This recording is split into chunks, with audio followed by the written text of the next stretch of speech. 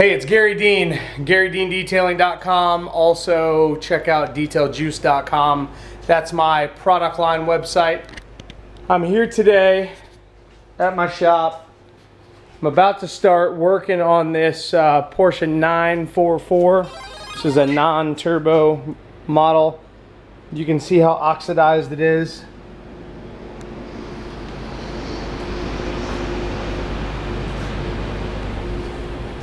Just doesn't look as shiny and crisp as it should. I've got the car all cleaned and decontaminated, so at this point I'm going to section off the hood and see what I can do with my polishes from DetailJuice.com. And if I need different results than I can get with those, I'll pursue other options, but generally that's all I need. I don't know what it's going to take to straighten this thing out. I haven't done any polishing on it. All I know is it's smooth as a baby's bottom because of the nanoskin wash mitt that I just used. Did the Gary Dean wash method with the Infinit use detail juice, and I did remove Plasti Dip from the lids of the headlights. But you can see this shit is a nasty mess. I hate Plasti Dip. It's just a mess. Anyway, I'm still scratching it off the cracks and crevices. You can get the big areas off, but it's a real mess to remove. And I don't like it. I don't recommend it. I don't use it. You can see all those specks all over the place. So I gotta get all that crap off there before I start polishing. So at this point I'm gonna go ahead and section off the hood and see what I'm working with as far as what product is gonna be the best to work this thing out. What I'm looking to do is cut and polish, get rid of all that nasty oxidation, bring out that shine. That's what I'm looking to do. I'm also gonna have to tape up all the trim because it's all been Plasti Dip. Mirror backs are Plasti Dips. He said those look like that, so I'm not even gonna bother pulling those off because he's probably right, it looks horrible. Headlights are looking pretty bad around the edges. I do have the Dr. Color Chip system for the car, which I do not like either. That paint is too thin to do any real quality touch-up work, especially if you're going to touch up areas like this where you need a lot of paint. It just doesn't lay like it should if it were lacquer from the dealer. So like I said, I'm going to tape up all this trim after I do some testing on the hood. So I'm not going to waste any more time. I'm going to get right to that, and I'll let you know what I come up with. Alright, I needed to cut deep and I needed to cut fast. I'm actually using Meguiar's D300 on this bad boy. Cuts fast, leaves a nice finish. And then I'll go over it with my all-in-one probably to get her sealed up. I removed the sprayer nozzles so that I could polish underneath where they're at, so that there wasn't a big single stage mess right there. Any decent detailer would do that. So these small parts come off pretty easily. You got to be careful you don't break them, but this is what I took off there. So these will go right back in the hole. So they spray the windshield washer fluid on. I don't want it to get underneath there, so it was all nice and shiny. You can see that in the past it looks like somebody has polished, but they couldn't get up close to that because they didn't remove these. So that's what I do, above and beyond. That's how I roll. Expect more, you'll get more.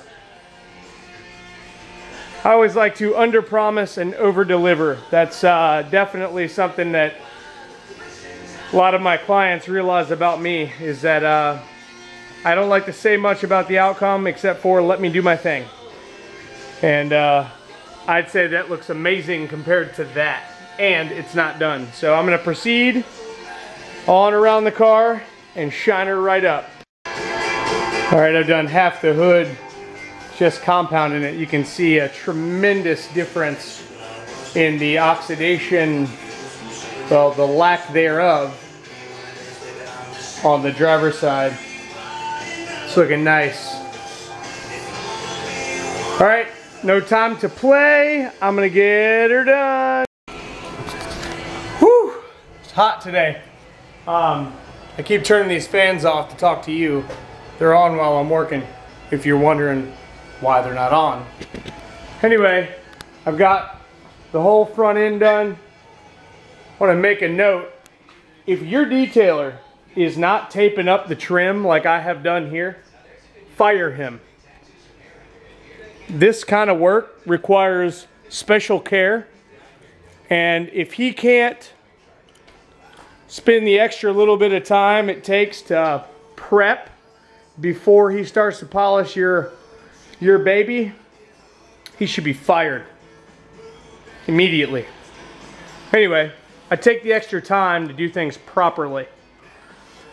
I cut this side about 3 times with D300, and it looks really good. You'll see the other side I have not polished as of yet. Still very oxidized. I have done the entire passenger side all the way around to the end of the driver door. I have not done this quarter panel, as you can see. This looks pretty bad. Hoping to improve that tremendously.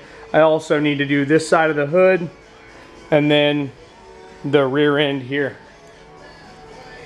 And then I'll go back around and polish the whole thing.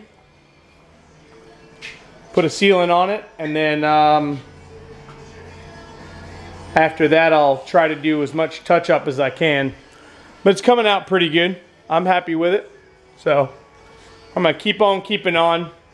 I'm using my trusty Harbor Freight DA. I love this thing. For the price, you can't beat it. It's got more power than most of the other dual action polishers on the market.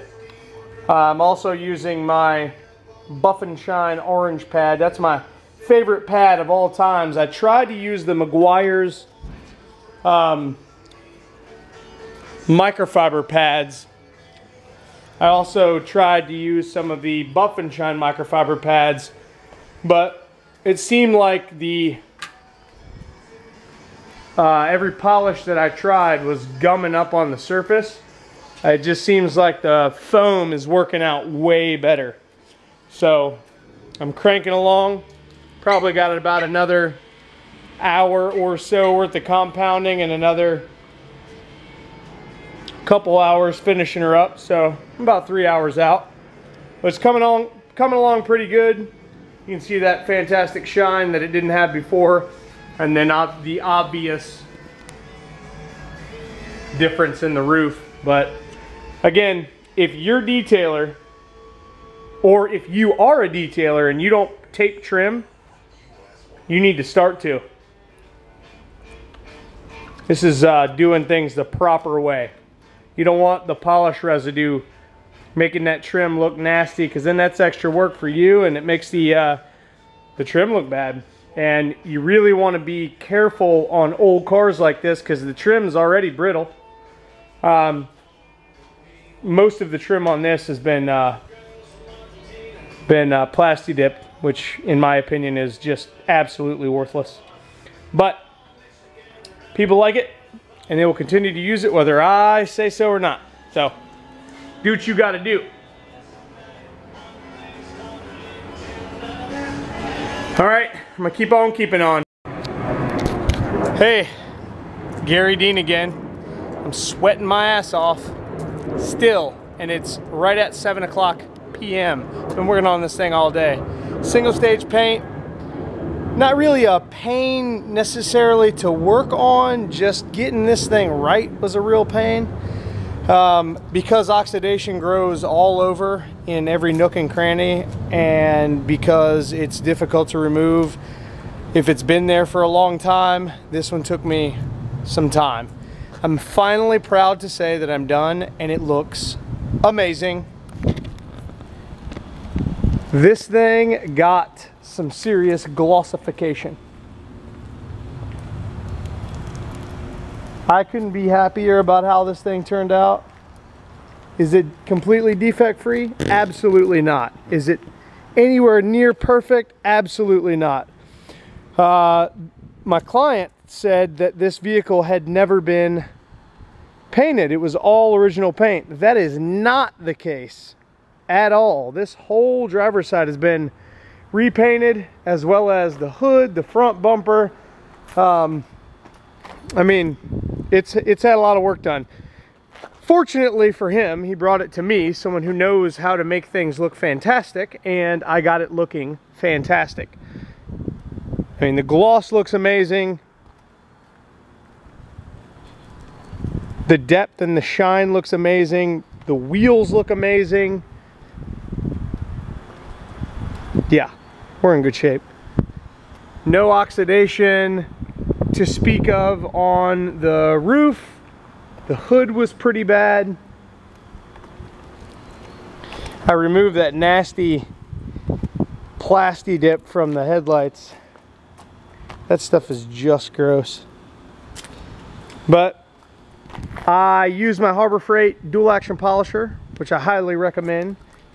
It's a far less expensive alternative to the other DAs on the market with, in my opinion, because I don't have any way of gauging it other than feel, more power, more torque. It works smoother, in my opinion. I just think it's a better buy, especially at the price. I think that thing could be had about either $59 or $69 retail, and you can find a $25 coupon in pretty much any paper every week for Harbor Freight. Anyway, so I used the Harbor Freight dual action polisher, Buff and Shine orange 5.5-inch foam pads. I started with microfiber. I found that the microfiber wasn't giving me the consistency I was looking for on the single stage, so I went to the orange foam, and it absolutely did just a fantastic job of working and then wiping right away. As far as the D300, the Meguiar's D300 that I used. And then I finished it with the Meguiar's D301 to call it a day with the Meguiar's microfiber finishing pad. So turned out really nice. I'm happy with it. I did a bunch of testing. Turns out that that combo was the best for the time that I had allotted and the budget that my client wanted to spend. And I mean, it's amazing. It looks amazing. I mean, I can go in circles all day long showing you this car, how amazing it looks compared to how it did earlier today, but you can see. Give me a like on Facebook if you don't mind at Garry Dean Detailing. Also check out detailjuice.com. You'll find some of the best products on the face of the planet. That's definitely my opinion, but the opinion of many, many others.